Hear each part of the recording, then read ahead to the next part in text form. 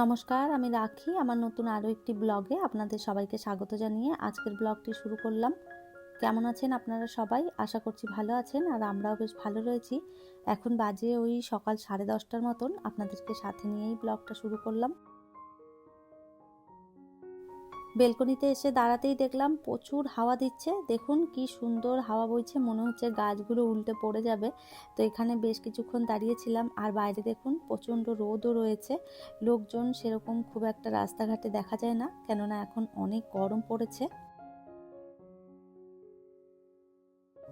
সকালবেলায় ঘুম থেকে ওঠার পর যে টুকটাক কাজকর্ম ছিল সেগুলো সমস্ত আমি গুছিয়ে নিয়েছিলাম, আর দিদি এসেও কাজ করে দিয়ে চলে গেছে। সকালের ব্রেকফাস্ট হয়ে গেছে, আর এখন যাব সংসারের বাকি কাজগুলো করতে।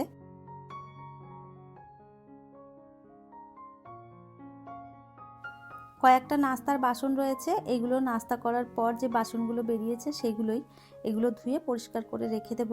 জমা করলে এখানে কাজ করতে অসুবিধে হবে, সেই জন্য বাসনগুলো সব ধুয়ে নিচ্ছি।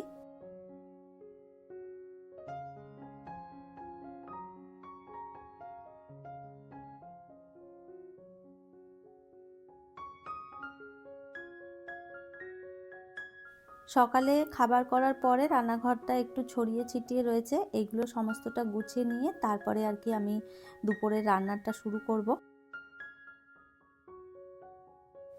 একবারে স্নান করে পুজোটা দিয়ে দিয়েছিলাম, আর এরপরে ব্রেকফাস্ট করে নিয়ে তারপরে এলাম আর কি রান্নাঘরের বাকি কাজ করতে।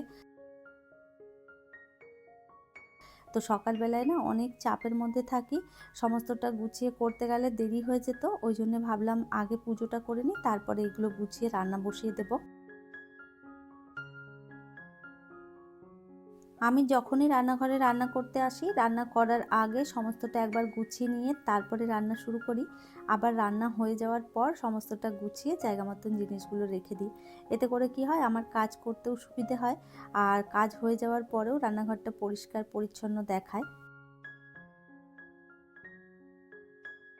এটা আমার বহু পুরনো অভ্যাস বলতে পারেন। কাজের আগে সমস্তটা গুছিয়ে নিয়ে কাজ শুরু করি, আবার কাজ শেষ হয়ে গেলে সমস্তটা গুছিয়ে নিই। তো এইভাবে চলতে চলতে না একটা অভ্যেসে দাঁড়িয়ে গেছে। এখন আর এই কাজগুলো না করে কোনো কাজই আমি করতে পারি না। যাই হোক, ভাতটা আগে বসিয়ে দিই। ভাতটা এদিকে হতে থাকবে, আর বাকি যা কাটাকাটি রয়েছে সেগুলো আমি একটা একটা করে গুছিয়ে নেব।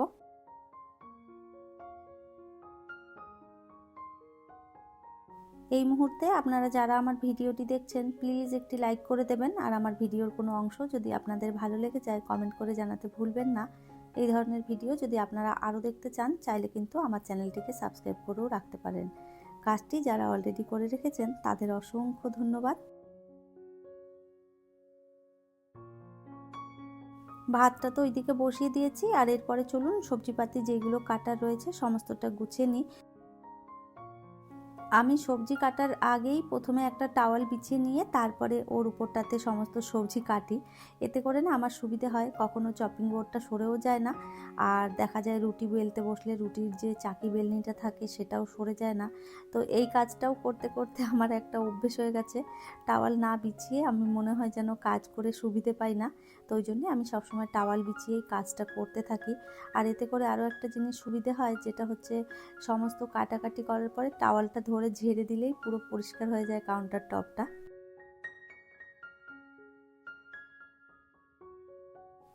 আজ অনেক দিন পর বাড়িতে এই যে পনির রান্না করছি। দুধবেলা দাদা এসেছিল, তো ওনার কাছ থেকেই পনিরটা নেওয়া হয়েছে। এখন আর খুব বেশি পনির দাদা বানায় না, মাঝে মধ্যে যখন বানায় তখন এসে আমাকে দিয়ে যায়।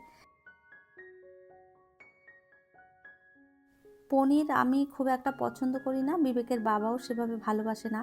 তবে বিবেক কিন্তু পনির খেতে ভীষণ ভালোবাসে, ওর জন্যই পনিরটা নেওয়া হয়। আর যেদিন বাড়িতে পনির হয় সেদিন বিবেকের ভীষণ খুশি হয়। তো যাই হোক, এই যে পনিরটা কেটে নিয়েছি, আর এরপরে মশলাটাও বেটে নেব। চলুন। একটা মিডিয়াম সাইজের পেঁয়াজ দিয়েছি, আর একটা বড় টমেটো দিয়েছি।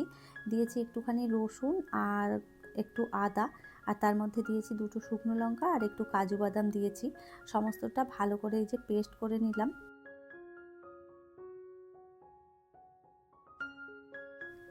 খুব বেশি কিছু রান্না করব না, এখন যেহেতু গরম পড়েছে খেতেও সেভাবে ভালো লাগে না। আর যেহেতু বিবেক আর আমি দুজনে রয়েছি বাড়িতে, তো সেই জন্য খুব বেশি তরকারি রান্না করলে না বেশিরভাগটাই ফেলা যায়, কেননা বিবেক সেভাবে সবজিপাতি খেতে চায় না। তো ওই পনিরের তরকারি করব আর সাথে করব কাঁকরোল ভাজা।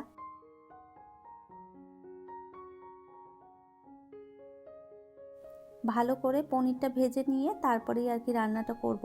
পনিরের তরকারি হতে খুব একটা সময় লাগে না, কেননা খুব তাড়াতাড়ি হয়ে যায়। পনির তো সিদ্ধ হওয়ার সেরকম কোনো ব্যাপার থাকে না, সেই জন্য রান্নাটা খুব তাড়াতাড়ি হয়ে যায়। মশলাটা শুধু যতক্ষণ একটু কষাতে সময় লাগে।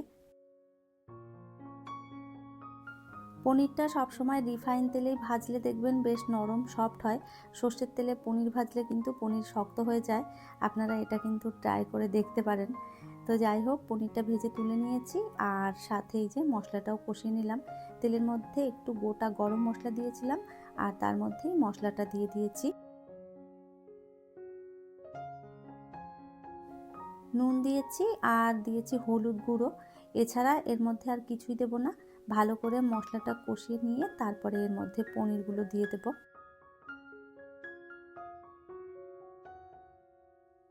এভাবে পনিরের তরকারি রান্না করলে ভীষণ ভালো হয় খেতে। আপনারা যদি না করে থাকেন এভাবে একবার করে দেখতে পারেন। রুটি দিয়ে এটা দুর্দান্ত লাগে খেতে। ভাতের সাথে সেভাবে খুব একটা ভালো লাগে না। তারপরেও যখন ভাত করেছি দুপুরবেলা, তাহলে তো ভাত দিয়েই খেতে হবে। এখন ভাত দিয়ে খাবো আর বাকি কিছুটা রেখে দেবো, সেটা রাত্রেবেলায় আবার রুটি দিয়ে খেয়ে নেব। আমার গত দিনের ভিডিওতে প্রিয়াঙ্কা লাইফস্টাইল ব্লগ থেকে কমেন্ট করেছে, লাইক দিয়ে ভিডিওটা দেখে নিলাম। হ্যাঁ, সত্যিই বলেছো, এই গরমে আর গরম ভাত খেতে ইচ্ছে করে না। থ্যাংক ইউ সো মাচ এত সুন্দর একটা কমেন্ট করার জন্য। একদম ঠিক বলেছো, গরমে না গরম ভাত খেতে সত্যিই ভালো লাগে না। আমার তো মনে হয় রোজ যদি জল ঢালা ভাত খেতে পারি তাহলেই মনে হয় যেন তৃপ্তি করে খাবো। মামনিস ব্লগ থেকে বোন কমেন্ট করেছে, খুব ভালো লাগলো। থ্যাংক ইউ সো মাচ বোন, এভাবেই পাশে থেকো। শম্পা লাইফস্টাইল থেকে দিদিভাই কমেন্ট করেছে, আচ্ছা তুমি দাদা ভাইয়ের সাথে থাকো না কেন? তাতে তো তোমাদের দুজনেরই সুবিধে, তারও তো খাওয়া দাওয়া ঠিক থাকে না। হ্যাঁ গো দিদিভাই, একদম ঠিক বলেছ। বিবেকের বাবার খাওয়া দাওয়ারও ভীষণ অসুবিধা হয়। আমি একবার গিয়েছিলাম ওখানে, তারপরে আবারও চলে এসেছি। ওখানে যাওয়ার পরে না একদমই ভালো লাগছিল না। বাড়িতে ফাঁকা ঘরও পড়ে রয়েছে আর তার সাথে সাথে বিবেকেরও ওখানে পড়াশুনো ঠিকঠাক হচ্ছিল না, যে কারণে আমরা চলে এসেছি। এবছর বিবেকের বাবা ট্রান্সফার দেওয়ার কথা আছে, যদি কাছাকাছি এইদিকে দিয়ে দেয় তাহলে তো খুবই ভালো, আর যদি না দেয় তাহলে ঠিক করেছি যে এবছর বিবেকের বাবার ওখানে গিয়েই থাকবো। কেননা এভাবে একজন একদিকে আরেকজন আরেকদিকে খুব সমস্যা হয়। তো ওই জন্য ভেবেছি যদি এবছর না হয় কিছু তাহলে চলে যাব। রান্না বান্না সমস্ত গুছিয়ে আর এই যে খেতে বসে পড়লাম বিবেক আর আমি দুজনে। এখন বাজে প্রায় বেলা 2:30টার মতন। তো খাওয়া দাওয়া করে এই যে বিবেককে বলেছি ঘুমোতে, আর আমিও রেস্ট নেব। তার আগে ভাবলাম কয়েকটা কাপড় জামা রয়েছে সেগুলো একটুখানি গুছিয়ে ফেলি। প্রতিদিনের এত এত কাচা আর এত এত জামা প্যান্ট ভাঁজ করা।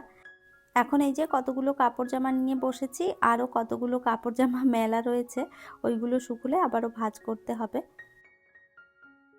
যাই হোক, তাহলে চলুন আমার আজকের ভিডিওটা এই পর্যন্তই। ফিরবো নতুন ব্লগ নিয়ে, ততক্ষণের জন্য সবাই ভালো থাকবেন, সুস্থ থাকবেন। আবারও দেখা হবে নতুন একটি ব্লগে।